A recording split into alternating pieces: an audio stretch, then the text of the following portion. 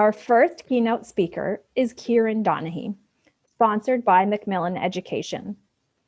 Among his many accomplishments, Kieran is an award-winning writer, and he is a teacher training at his Specialist Teacher Development Institute in Barcelona, the School for Training. Normally, when we think about teaching a language, we think about 4 skills: listening, reading, writing, and speaking. Kieran is going to talk to us today about the 5th skill of viewing. Welcome, Kieran.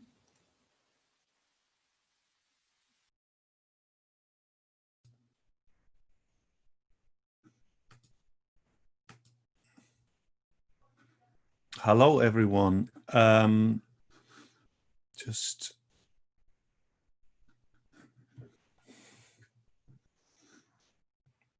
Good morning, everyone. Just 1 second, please. I'll just share my...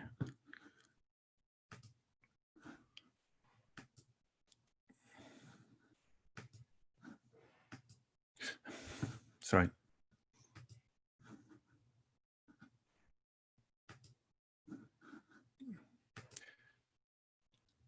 So,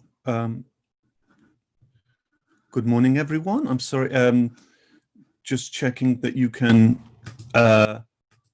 all hear me and see me. If you can hear me and see me, if you could just say yes in the chats, that would be appreciated. Yes, okay, that's great. Lots of yeses there. Okay, so that's fantastic. Thank you very much. That's brilliant. Excellent. So good morning to everyone. First of all, I'd like to thank International House Milano and San Donato for inviting me to speak at the IH Conference. It's an honor, and thank you to Macmillan for sponsoring me, for making it possible for me to be here with you today. And so what I'm going to be doing today is I'm going to be speaking about the 5th skill of viewing. And this is very interesting because I'm speaking about it for many reasons, but one of the main reasons is that quite recently in 3 countries, in Singapore, provinces of Canada and Australia, they've added a 5th skill of viewing to the English language curriculum. In fact, they've added 2 new skills, another skill called visually representing. They have 6 skills there.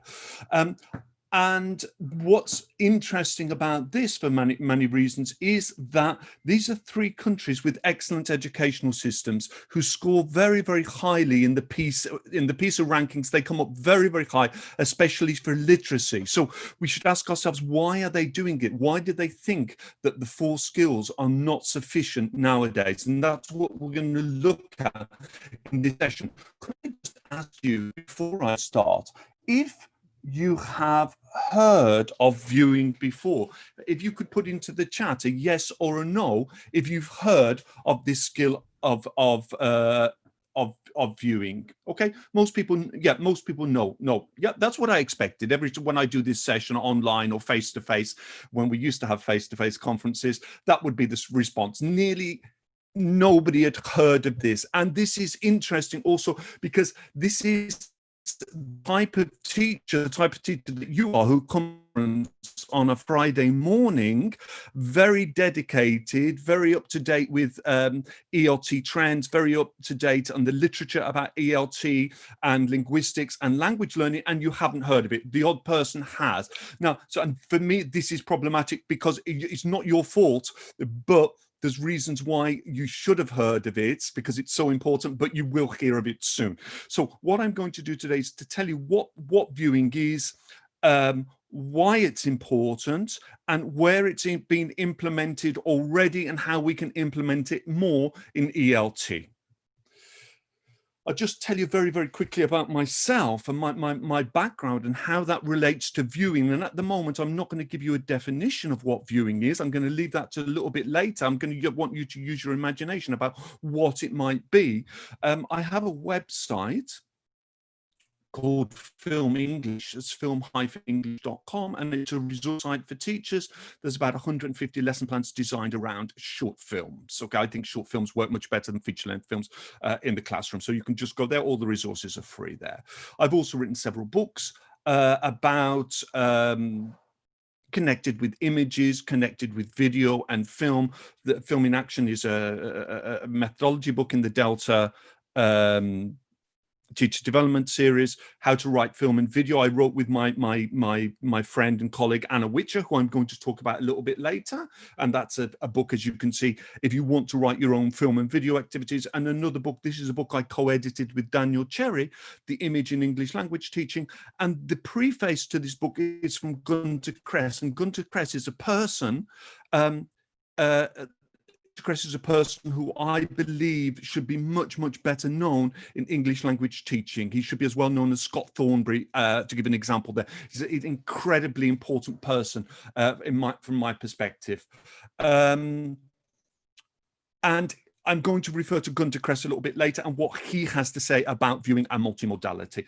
And last year I wrote 3 video books in the Macmillan series, Macmillan English Hub. That's why I'm here today.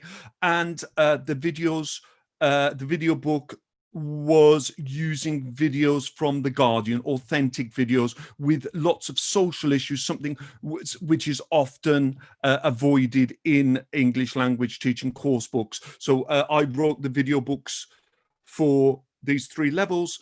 And I also use lots of viewing techniques in these books. Now, just to start with, I'm going to show you, as it's a session about viewing, we're actually going to do some viewing to start with. And I'm going to show you a short film, which my friend and colleague Anna Witcher, we made about 5 years ago. Well, as you're watching it, it's only 1.5 minutes long. As you're watching it, perhaps just think, what is the message of this film, and what you think viewing may be from watching this film, and how this film is connected with viewing. So I'm just going to put it on. It's only 1.5 minutes, and we're going to talk after we've looked at it. Okay. A visual manifesto for language teaching. Images. They create our world. They inhabit our space. They reflect what's in our mind's eye and are at the core of what we believe in, what we hope for, the beauty we see in others, in ourselves, the hope we find even in difficult moments. Images are an intimate part of our world, and they are everywhere. But how do we reflect on them now? With so many at once, are they losing their impact? Do we really understand what we're seeing? Or is it lost in the bombardment? What do we need to do to make it stop? We can no longer be passive. We have to be more discerning, more selective, more collaborative. We have to recognize the stories on the surface and underneath and retell them in our own way, or tell our own stories. We have to slow down, stop, reflect, think about what we're seeing, why it's there, how it affects us, what it does to us emotionally, and why. When we are able to do this, we see beneath the surface to what is really there. And only then do we become the real message makers, the critical thinkers, and the true problem solvers who manifest the dreams of tomorrow.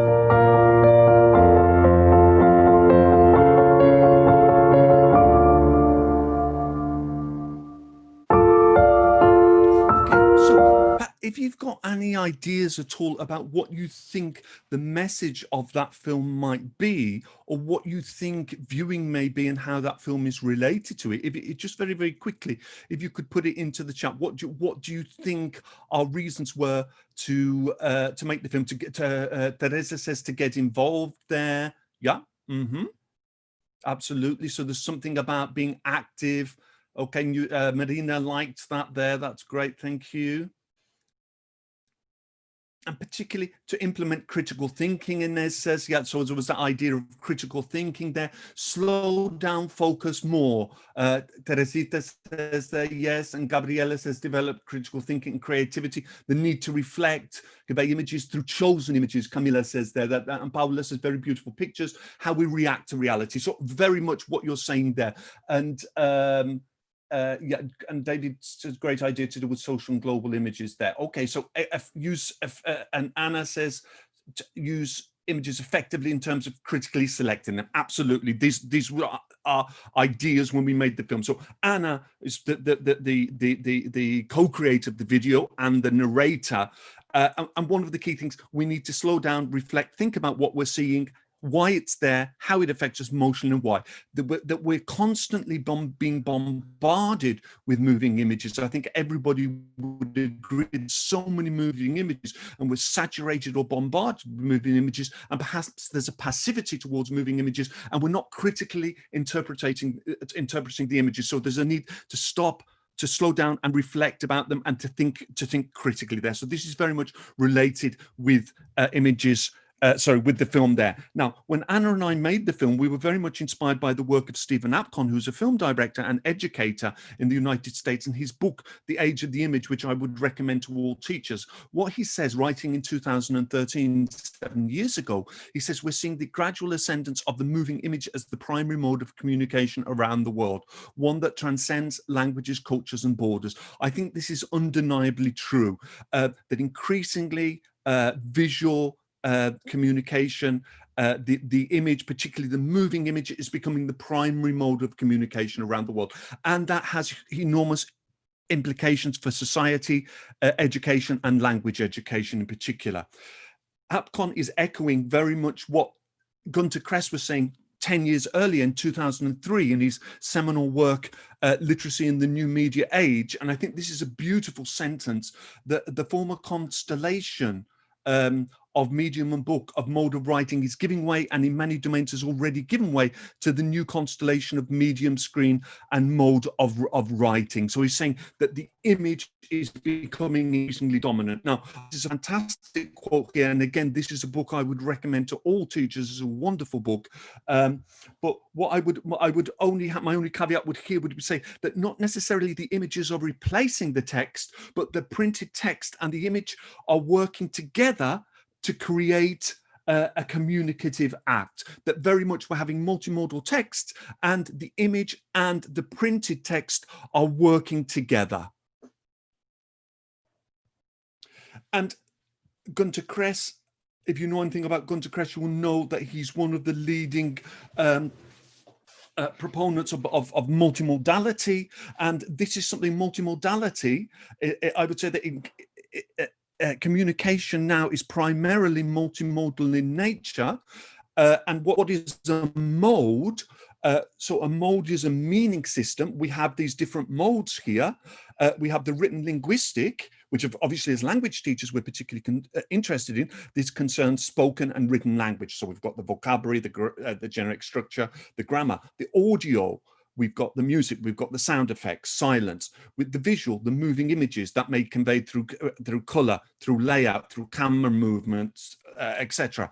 We've got the gestural, the body language, the facial expression, and the spatial, the space between people, the space between a person and an object, for example.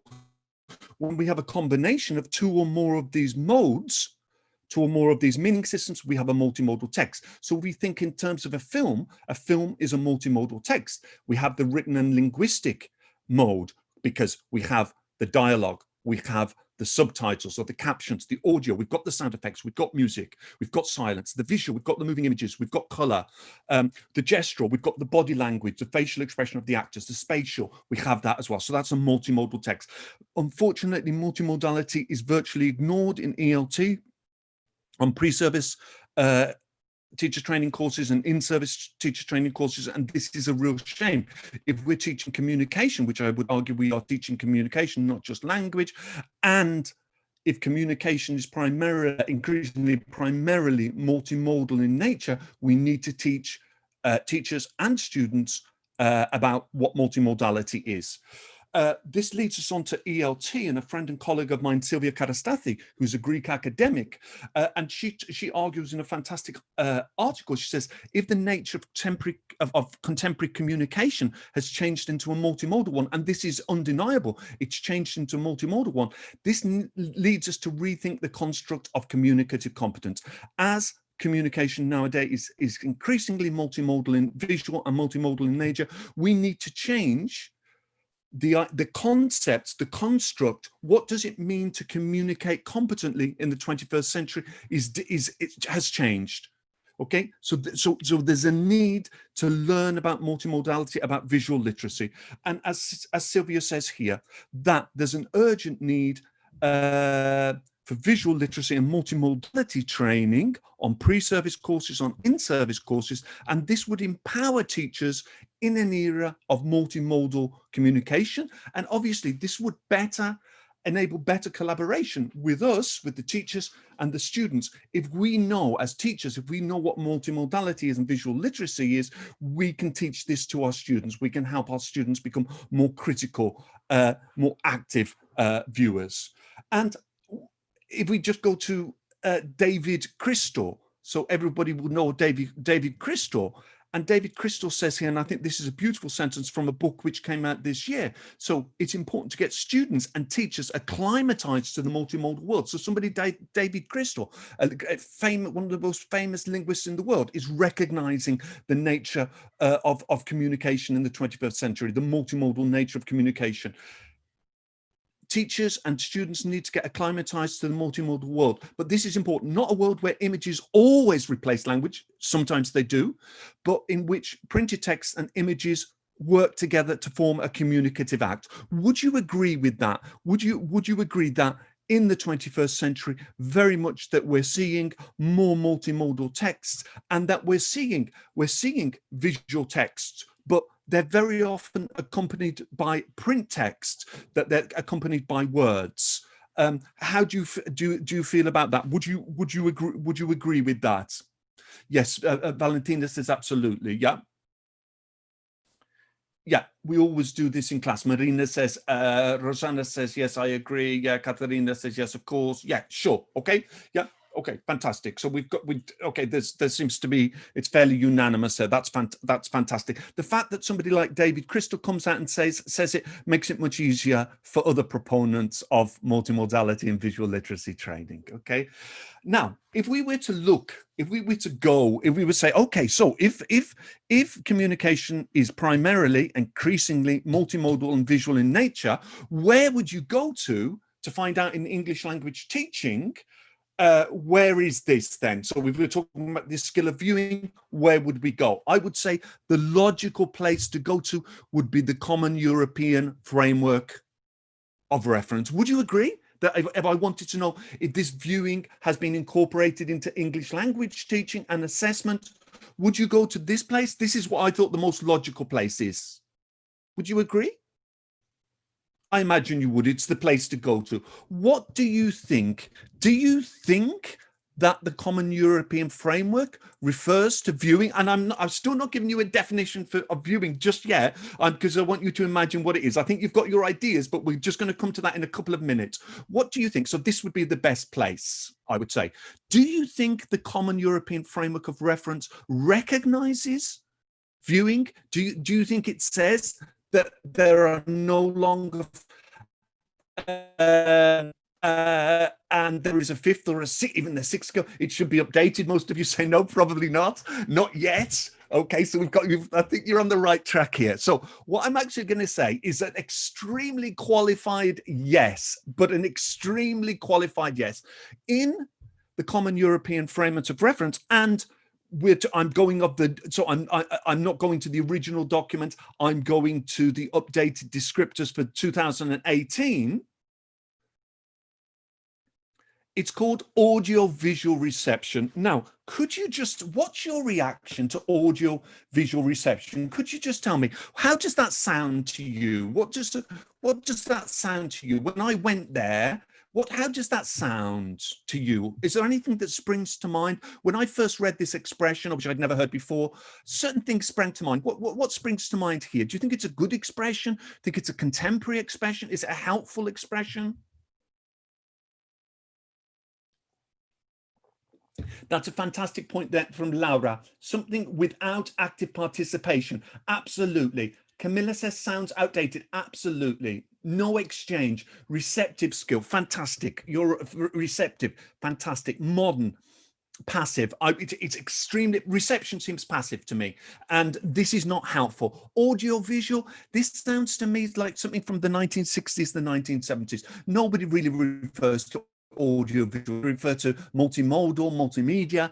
Audio visual, it's not very helpful. It sounds outdated. Yeah, it sounds very, very outdated, and it sounds passive. Now here are, and I'm doing screenshots here to obsolete. I like that there. It's good for, okay, it's good necessary for multimedia, Elizabeth says there. Okay. I'm doing screenshots here so that you, just to show you that I'm not actually making this up. Okay, this is the overall thing, which is not too problematic. Watching TV and films includes live and recorded video material, plus at higher levels film. Why at higher levels? Why can't you use film at A1 if it's a silent film or a quasi-silent film? That for me is extremely problematic. The concepts in audiovisual reception following change of topic, identifying main points, fair enough, identifying details, nuance and implied meaning, C levels. I don't agree with that at all. I can think that much lower level students can handle that. Delivery from slow, clear, standard usage to the ability to handle slang and idiomatic usage. I think students, fair enough, but I think at lower levels, students can also understand idiomatic usage because they're watching so many television series and films. So I don't think that's helpful. But when we come to the descriptors, it gets extremely problematic. Again, I've done a screenshot, so you can't say that Kieran just made that up. It's ridiculous. It's actually there. So I'm going to look at the descriptors of the other levels, equally bad or worse. So I've just chosen one here. So C1, can follow films employing a considerable amount of slang, idiomatic usage. I would argue that students at lower levels can also do this. Then it starts to get really, really problematic. Can understand in detail the arguments presented in demanding television broadcasts. Television broadcasts. When I read this, I hadn't heard that expression for at least 20 years. Have you? Some of you here, some of the younger teachers here, but you're probably all much younger than me. Have you heard of television broadcasts before? Do you talk about television broadcasts? Do you say to your friend, "Oh, I saw a very interesting television broadcast last night"? Do you speak like that? I mean, television broadcast for me is not helpful at all. It's so outdated. Current affairs programs, nobody talks about current affairs programs to my mind. It's not very high up. If you go to a corpora, current affair programs are not appearing very much in modern day corpora, I can assure you. So it's very outdated. Interviews, discussion programs, chat shows. What's problematic here is that none of the texts that our students are interacting with, HBO television series, Netflix series, YouTube videos, vlogs, memes, none of these things are referred to here. Streaming is not referred to. The internet is not referred to. But current affair program, this is incredible. For me, this is absolutely incredible. As Anna says there, no reference to TV series. What world are they living in, the people who write this? I really do find this amazing. Then it gets even worse. Can understand nuances and implied meaning in most films, plays, my God. So they're saying that students are learning their English through Shakespeare, through Harold Pinter.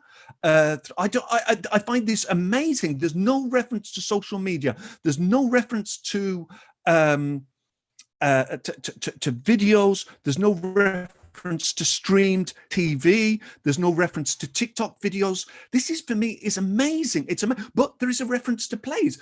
Are your students learning their English through Shakespeare? I think not. Through Harold Pinter? I don't think so. They're learning their English through watching YouTube videos, watching bloggers, watching how-to videos. Literature, I'm not saying that literature can't be useful, but what I'm saying is that's not how our students are learning English. They're not learning from plays. They're not. That's just clear.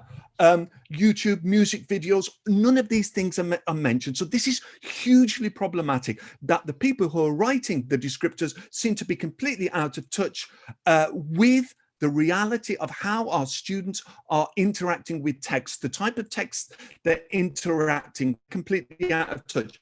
And Kate says that younger students are creating content. This is extremely important, and this refers to the 6th skill of visually representing, which I'll look at very quickly. Now, when I read these descriptors, I completely and utterly despaired, obviously, but I've since, in the last year, I've discovered another framework, which is marvelous, what's in this framework should be in the Common European Framework. Has anybody heard of this framework? Please just tell me. The Common Framework of Reference for Intercultural Digital Literacies. It's a bit of a mouthful, okay? It's a bit of a mouthful, but have you heard of it? No.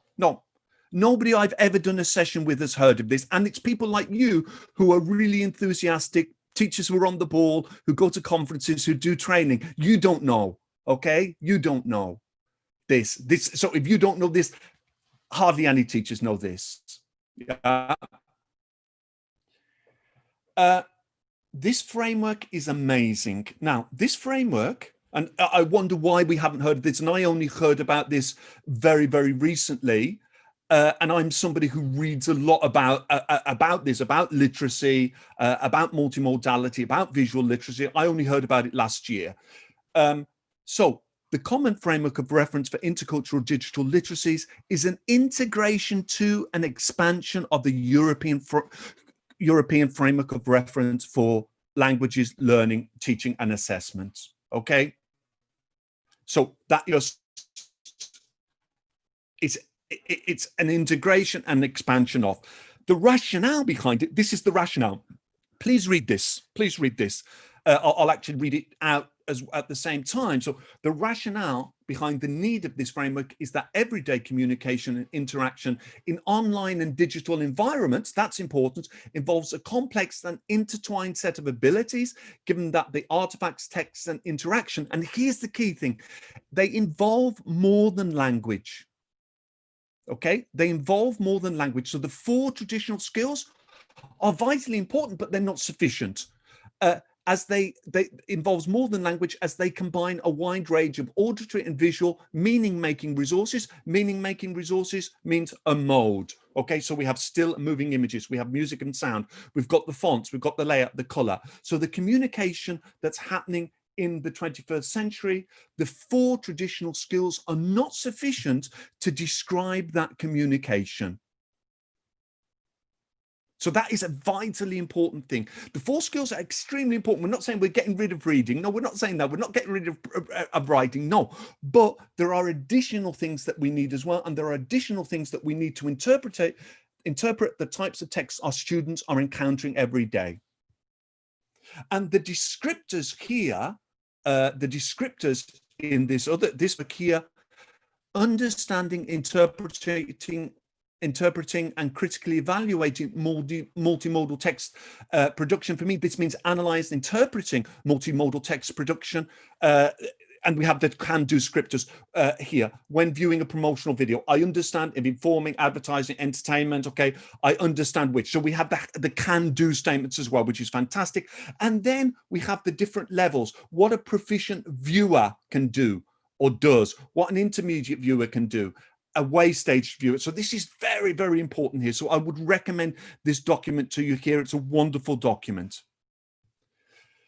We have to go to Canada and the government of Saskatchewan for an actual definition of what viewing here is. Here is the definition from the Ministry of Education of the Saskatchewan government.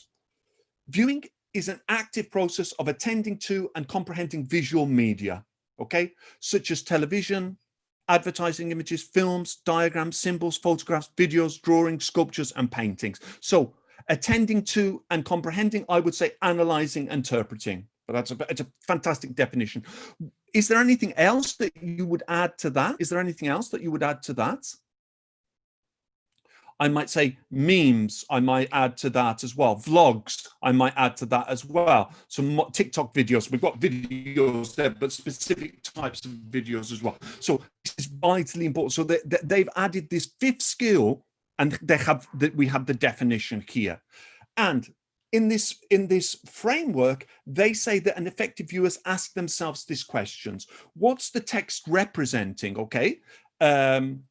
How is the text constructed? What's the purpose of the text? What's my reaction to the text? What causes the reaction? So it's about critical thinking as well. It's about having active viewers, our students being critical interpreters of media rather than passive consumers. And again, in the Saskatchewan Ministry of Education says why viewing is important. It helps students develop the knowledge and skills to analyze and evaluate visual text and multimodal text that use visual. I would just change that to say multimodal text rather than multimedia. I prefer multimodal, and viewing helps students acquire information and appreciate ideas and experience conveyed by others, visually conveyed by others. So I think that's important. Where and how is viewing already being developed? It's being developed in some countries, in some institutions. In ELT, as far as I know, the only institution in the world which has incorporated viewing into its teacher training programs is the School for International Training, which is one of the most prestigious teacher training institutions in the United States. So they've actually incorporated viewing and visually representing. So their new teachers are learning these six skills. So that's very, very important. But this is going to happen in lots of institutions in the world very, very soon. If we just look, so where viewing short films and feature-length films, where viewing is being incorporated already in the UK. I don't know if anybody has heard of the organisation Film Clubs, Interfilm Film Clubs. I don't know if anybody has heard of this organisation. Yes, Anna's heard of this here. Yeah, okay, fantastic. Film Club is an institution, or Interfilm Club is an institution which, as the name sounds, sets up film clubs in schools in the UK. And over half of the state schools in the UK have a film club. So students go to the film club, but before they go, they have a guide, they read the synopsis of the film, they read pre-discussion questions, they talk about the film, they watch the film, and then after they've watched the film, they discuss the film, they analyze and they interpret this film. This is having incredible success in the UK. It was going to be, it's the most popular extracurricular activity in the UK. As I say, over half of the state schools in the UK have film clubs. Although, because of Brexit, this is not going to happen, but this was going to become a whole European Union-wide initiative. So this would have been able to set up a film club with the free resources in Italy, in Spain, where I'm based, but this is not going to happen. However, you can go to the website of Interfilm, interfilm.org, go there and you can download hundreds and hundreds of fantastic resources, free film guides. So you've got interfilm.org, INTO,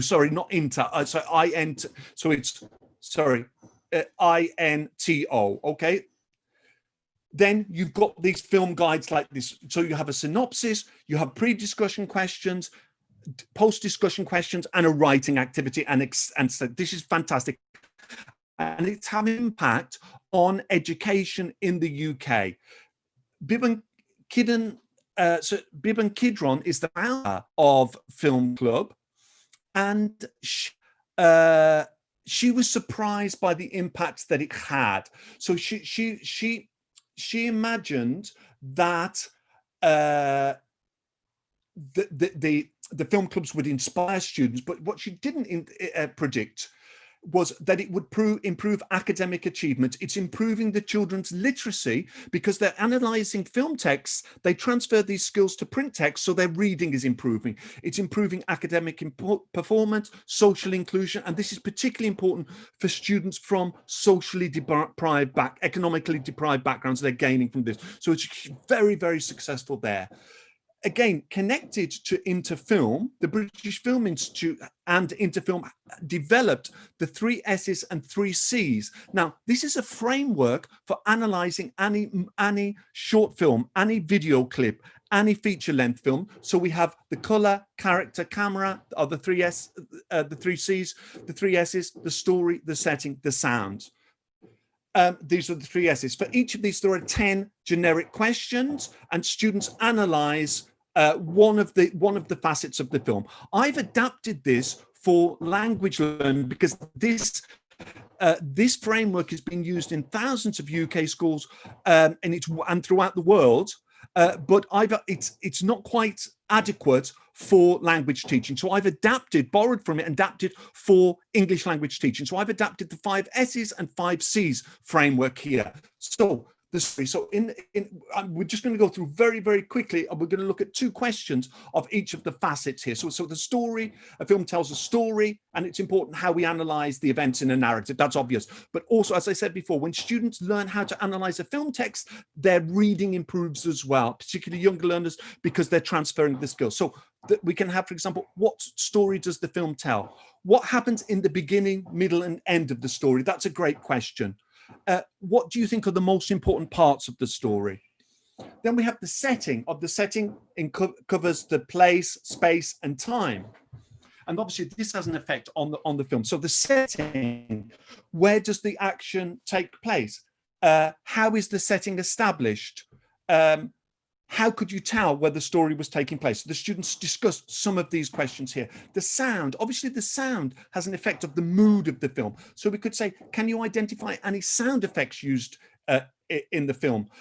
Does the music affect the mood of the film and reflect the action on screen? What role does music play in the film? Social issues. Why I've included this one here is very often in English language course books, many social issues are considered as taboo issues and are not covered. So we can use film to introduce these interesting social issues which are relevant to the lives of our students. So for example, we could say, what social issues are explored in the film? How does the film explore aspects of mental health? Mental health would be something which is normally not covered in English language teaching course books. The self refers to activating the student's schemata. So when, for example, we have a film about Manhattan, we would ask the students before set in Manhattan, we would say, when you think about Manhattan, what springs to mind? What do you know about Manhattan? So it's activating the student's schemata. Afterwards, we try to get a personal reaction from the students. Do you think any of the characters in the film are stereotypes? Why might they be written as such? Does the film remind you of any other films you've seen? So we're activating their students' schemata there, the story, the setting, the characters. The character, obviously, this is important in any narrative. We have here, how would you describe the protagonist's character? What changes do we see in them through the course of the film? How would you describe the 2 main characters? What do they have in common? How different? The camera, obviously, information is conveyed through the camera. So we could say to the students, note down any close-up, medium and long shots in the film. Why were these shots used? So for example, if it's a close-up shot, the students will know this is when it's emotion, extreme emotion. We have a close-up shot or extreme close-up shot. The color and light obviously conveys information and affects the overall mood. So we could say, what colors are used in the film? Are the colors warm or cold? How does the use affect the mood of the film? The composition in French, this is the mise en scène. This is everything in front of the camera. So this would be the performance of the actors, their gestural expressions, their hand movements. So we would say, and also the props and costumes. So for example, we say, how does the film use costume, hair and production design to help establish the time period that it takes place in? And you will have the slides afterwards. I know I'm going through quite a bit, but I will send to IH, I will send you the slides here. So you'll have all of these afterwards. Yeah. How does the film use hair, costume, hair and production to establish the time period? How would you describe the protagonist's hair and makeup? And then culture and language. I think we're talking before, we're teaching not just language, we're teaching culture. Part of this is raising our awareness, our students' awareness of intercultural communication and making their intercultural communicative competence better. Films, because they come from many countries, they represent many cultures. So we could ask questions like, how much do you know about Mexico and its culture? what different cultures does the film highlight? What culture is represented in the film? Is it represented in positive or negative way? So those are the five C's and the five S's. So that framework, and I can send you the slides there and send you the framework there. Extensive viewing. Does any idea what extensive viewing might be? Has anyone heard of extensive viewing? Everyone has heard of extensive reading, I imagine. Is that true? Have you heard of extensive viewing? Yes. So extensive viewing is reading as much as possible for pleasure, in very simple terms, but reading at a level slightly lower than the student's level. This is incredibly successful in Japan. It's one of the things, or all of the literature says that it's extremely beneficial. So extensive reading, extremely beneficial. Extensive viewing is taking the same principles of extensive reading, reading as much as possible for pleasure, but viewing as much as possible for pleasure, extensive viewing. Now, students are already doing this in many ways. They're watching lots of television series. They're watching lots of films. They're watching lots of YouTube videos. This is extensive viewing, but the problem is that the texts are too difficult for the students. So we need a framework which helps the texts be more accessible. Extensive reading is so successful because there's a huge database of graded and leveled text. This doesn't exist for film and video because it's so difficult to grade and level a text. What I'm going to do is go through very, very quickly a 7-stage framework for extensive viewing to make text more accessible to students. Again, you'll have the slides for this. So the first stage is, before the students watch a film, we ask them questions about the film. So we're generating their background knowledge. So we say, what do you know about the civil rights movement in the United States in the 1960s? The film is about this. We activate their schemata there. The second stage, that the students read a synopsis of the television series or the film. This, when they've read the synopsis, they understand the narrative much better.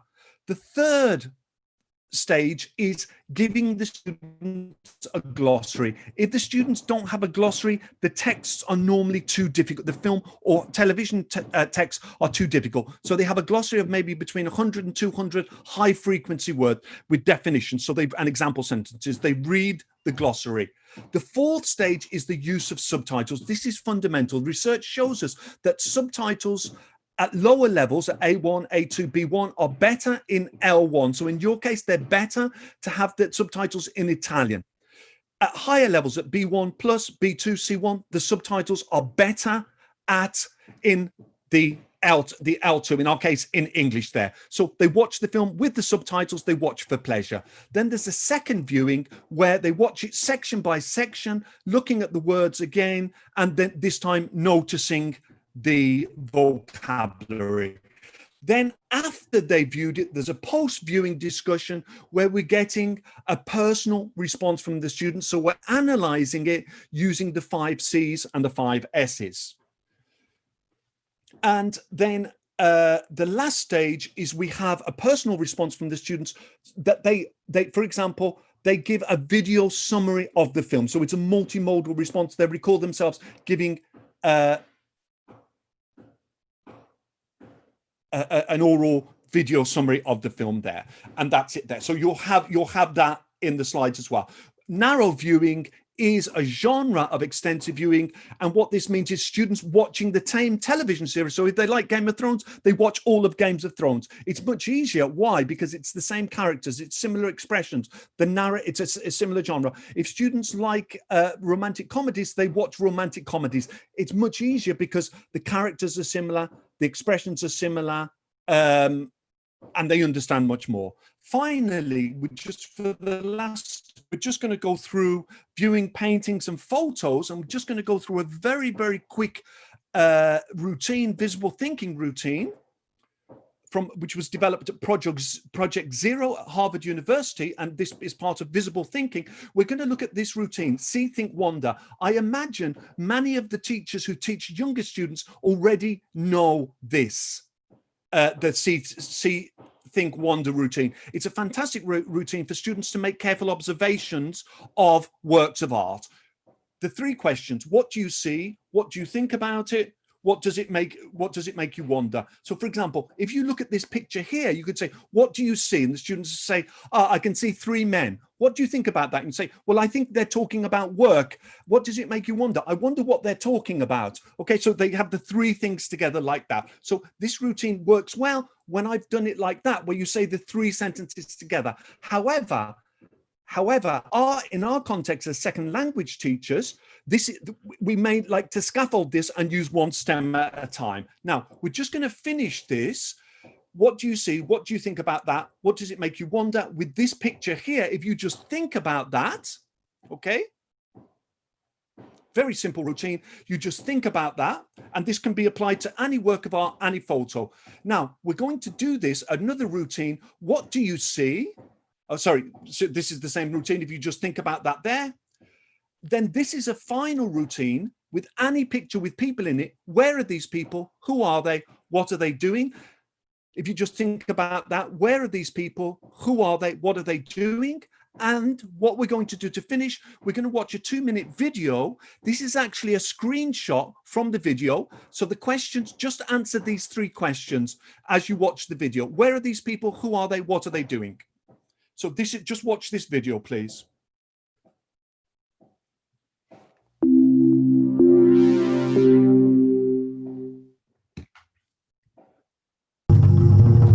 I lost 13 years of my life in this place. The place that I never ever wanted to return. I'm sorry, I'm very sorry. I'm very sorry. I'm very sorry. I have to just come back. I clicked on the wrong thing. Yeah. Sorry. I'm very sorry. I'll just play that again. I'm very sorry there.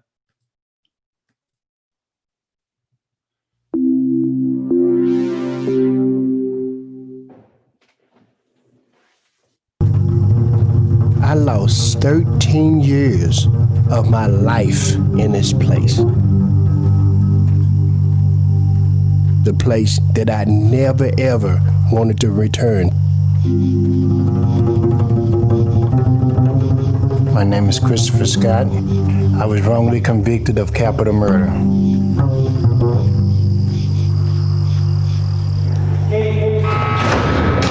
I don't think I could live with myself knowing that I got a second chance at life, not to fight for the guys that still behind prison bars.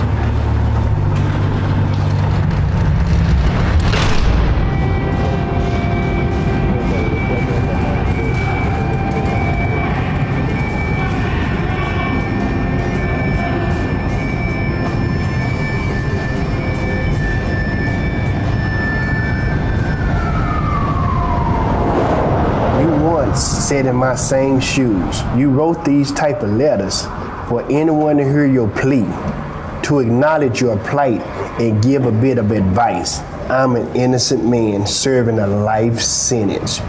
I hope to hear back from you one day. I started my own nonprofit organization trying to make a change for some of the guys in prison for crime they didn't commit. We have to kind of like contemplate if these guys are telling the truth or not. Let me look at this. I'll get back with you on this. See what he's.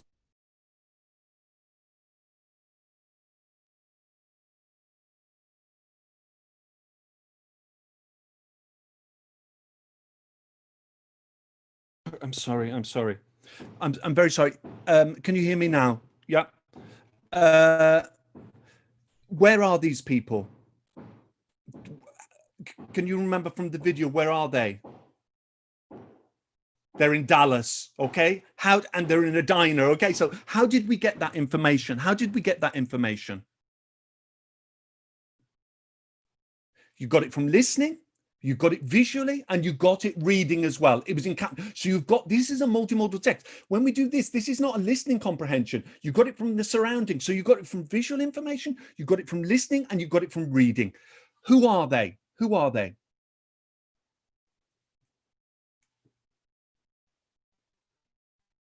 Convicts, exonerates, ex-prisoners. How did we get that information? How did we get that information? Listening and reading, and from the visuals as well. And then, okay, like that, where are they? So this is a multimodal text. So it's not just listening, we're reading with the visual cues there as well. Just to sum up very, very quickly, the concluding thoughts. Viewing helps students to slow down, to reflect, to think about the images they're seeing, helps students to develop the knowledge and skills to evaluate visual text and multimodal texts which use visuals. It helps them to acquire the information visually conveyed by others. And vitally important, viewing will become part of English language curriculum in many countries in the near future, undoubtedly. And there's a need for specific multimodality and visual literacy training on pre-service and in-service training courses. There absolutely is. You have my information here. You have my email address here. I will also send the slides to IH Milan. And I hope there was something useful there. In the session. I don't know if we've got time for questions because I've gone over a couple of minutes there. But if there's any questions, I'd be delighted to answer the questions.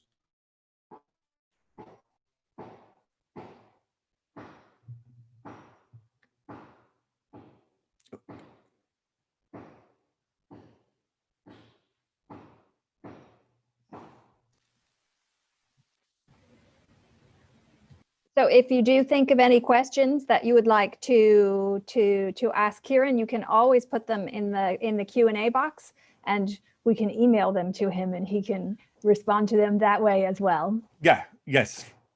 Yeah. Okay.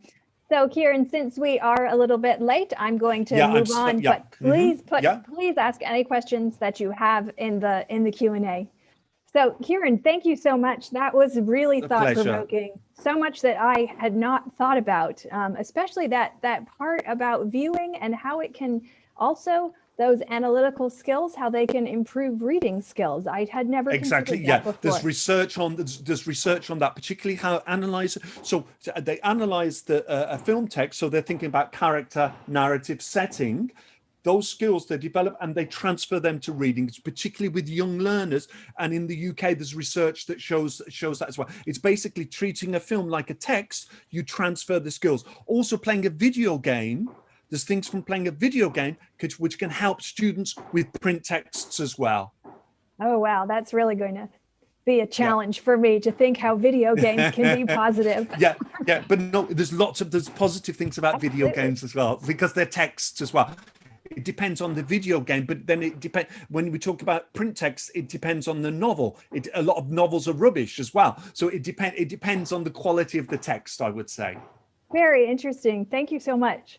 Thank you, pleasure, and thank you very much for inviting me again, and thank you to Macmillan for sponsoring me. All right.